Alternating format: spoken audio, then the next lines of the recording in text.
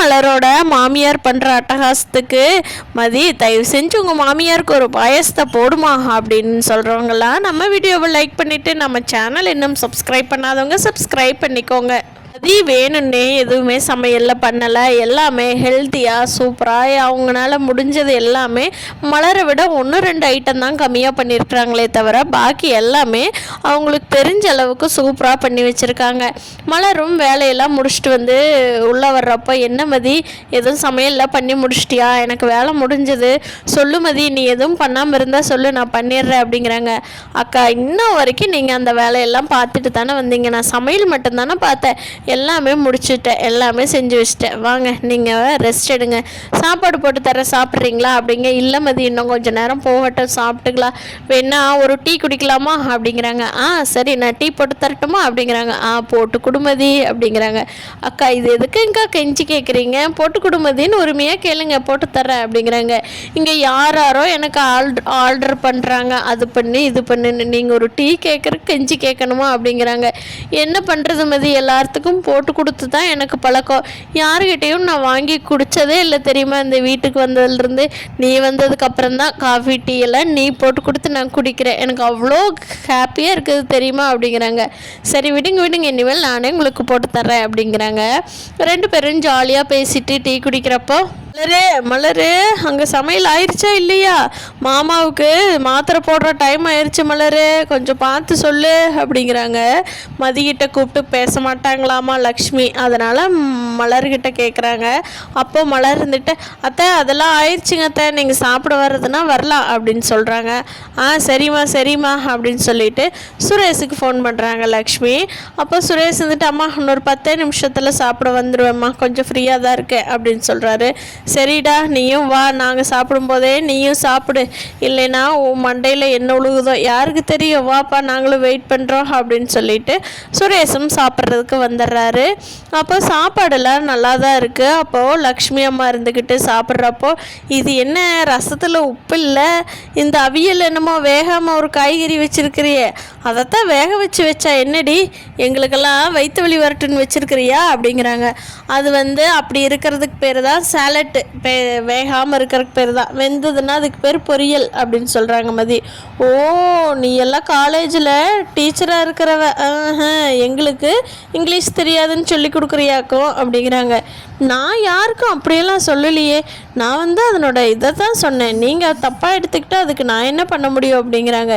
என்னடி என்னை எதிர்த்து பேசுகிற, ஒரு பொரியல் பண்ணி வைக்க சொன்னால் அதுக்கு இங்கிலீஷில் பேரை சொல்லிக்கிட்டு இருக்கிற, என்னடி என்னை பார்த்தா உனக்கு எப்படி இருக்குது அப்படின்னு சொல்லி வேகமாக லக்ஷ்மி ஓங்கிக்கிட்டு போகிறாங்க. மலரை அடிக்கிறது கையோங்கிக்கிட்டு ஓங்கின வாக்கில் உட்காந்துக்கிறாங்க. ஐயோயோ வேண்டாம்மா வேண்டாம், நான் உன்னை கையோங்க வந்தாலே நீ எங்கே என்ன கொன்றுவியோ, ஐயோயோ சாரிம்மா என்னை மன்னிச்சுக்கோமா அப்படின்னு சொல்லி ரொம்ப ஓவராக ரியாக்ட் பண்ணுறாங்க. அப்போது மலர் இருந்துட்டு என்னங்க அத்தை, அவளை ஒரு நேரம் நீங்கள் தான் கத்திக்கிட்டு கையோங்குறீங்க, அப்புறம் நீங்களாம் என்ன கொன்று போடுவடி அப்படின்னு சொல்லி உட்காந்துக்கிறீங்க, என்னங்க அத்தை இது உங்களுக்கே கொஞ்சம் ஓவராக தெரியலையா, பார்க்குறவங்களுக்கே சங்கட்டமாக இருக்குது அப்படின்னு சொல்லி மலர் சொல்லவும் ராகவன் இந்த அம்மா பண்ணுறது ராகவனுக்கே பிடிக்கல, அதனால் அவர் அமைதியாக இருந்துட்டு லக்ஷ்மி பேசாமல் சாப்பிடு அப்படிங்கிறதோட முடிச்சுக்கிட்டாரு. நல்ல வேளை அவர் இன்னும் எதுவும் பேசி அவர் காமெடி ஆக்கிக்காம அமைதியாக இருக்க சொல்லிட்டாரு. சுரேஷ் இருந்துக்கிட்டு அம்மா சாலட்னா இப்படி தான்மா இருக்கும், பெரிய ஹோட்டல்லாம் இப்படி தானே வைப்பாங்க, நம்ம டூர் போனப்பெல்லாம் கூட நீங்கள் சாப்பிட்டீங்கல்ல அங்கெல்லாம் இப்படி தான் இருந்துச்சு, அதனால் இது அவ்வளோ சொல்லி தப்பு இல்லைம்மா, இது இப்படி தான் இருக்கும் அப்படின்னு சொல்கிறாங்க. சுரேஷ் உனக்கு உன் பொண்டாட்டி அடிக்கும்போதே இவ்வளோ சப்போர்ட் பண்ணுறியடா, இன்னும் மலர் மாதிரியெல்லாம் உன் பொண்டாட்டி இருந்தான்னா தலையில் தூக்கி வச்சுக்கிட்டு ஆடுவேன் போலையே அப்படிங்கிறாங்க. ஏம்மா அப்படின்னு சொல்லி சுரேஷ் காண்டில் கேட்குறாங்க. அப்போது மதி இருந்துக்கிட்டு ஏன் யாருமே கரெக்டாக பேசினா உங்களுக்கு பிடிக்காதா, யாராக இருந்தாலும் உங்களுக்கு சப்போர்ட்டாக, அதாவது எனக்கு ஆப்போசிட்டாக பேசினா தான் உங்களுக்கு பிடிக்குமா அப்படிங்கிறாங்க. அம்மா சாமி தாயே நான் உங்கள்கிட்ட ஒன்றும் பேசலடி அம்மா, நான் பாட்டுக்கு சாப்பிட்டு போகிறேன், ஆமாம் இந்த சாப்பாட்லாம் வேறு எதுவும் கலக்கலையே அப்படின்னு சொல்லி கேட்குறாங்க. உங்களுக்கு பயமாக இருந்தால் சாப்பிடாதீங்க, செஞ்சு சாப்பிடுங்க, நான் செஞ்சதை நானே சாப்பிட்டுக்கிறேன் அப்படிங்கிறாங்க மதி. அதுக்கு மலர்ந்துக்கிட்டு மதி அமைதியாக இருமதி அப்படிங்கிறாங்க. பின்ன என்னங்க இவ்வளோ நேரமாக நின்று செஞ்சு வச்சுருக்கிற, நீ எதுவும் கலக்கலையான்னு கேட்டால் கோவம் வருமா வராதா, கலக்கிற மாதிரி இருந்ததுன்னா நானும் சாப்பிடுவேண்ணா. என்னங்க இவங்க பேசுகிறாங்க, வேணுன்னே கடுப்பேற்றுறது, செஞ்சவங்கள வேடிக்கை பார்த்துக்கிட்டே கடுப்பேற்றுறது, இவங்களுக்கு அதே வேலையாக போச்சுங்க அப்படிங்கிறாங்க. சரிமதி அமைதியாரு அப்படின்னு சொல்லிட்டு சுரேஷும் அப்போ எதுவும் பேசலை. நல்ல வேலையாக ராகவன் எதுவும் பேசாமல் அமைதியாக இருக்க போய் லக்ஷ்மி அம்மாவும் அமைதியாகிடுறாங்க. இங்கே ரேவதியை வெளியில் போயிட்டு வந்த உடனே, ரேவதி உன்னோட ஃபோனை கொடு அப்படிங்கிறாரு. வாங்கி பார்க்குறாங்க. வாட்ஸ்அப்பில் இவங்க 3 பேர்த்துக்கு ஆரம்பித்த குரூப்பில் இருக்கிற எல்லா மெசேஜுமே டிலீட் ஆகிருக்குது. நல்ல வேலையாக அவர் வெளியே போன உடனே ரேவதி எல்லா மெசேஜையும் டிலீட் பண்ணிட்டாங்க. எங்கே அவர் கேட்டார்னா திரும்ப நம்மளை பஞ்சாயத்துக்கு இழுத்துட்டு போயிடுவாரோன்னு சந்தேகத்தில் தான் ஏதோ அவசர வேலையாக போகிறாரு. அதுக்குள்ளே நம்ம எல்லாம் டிலீட் பண்ணிடணும்னு சொல்லிட்டு ரேவதி எல்லாமே பண்ணி வச்சுட்டு அவங்க வேலையை பார்த்துட்ருக்காங்க.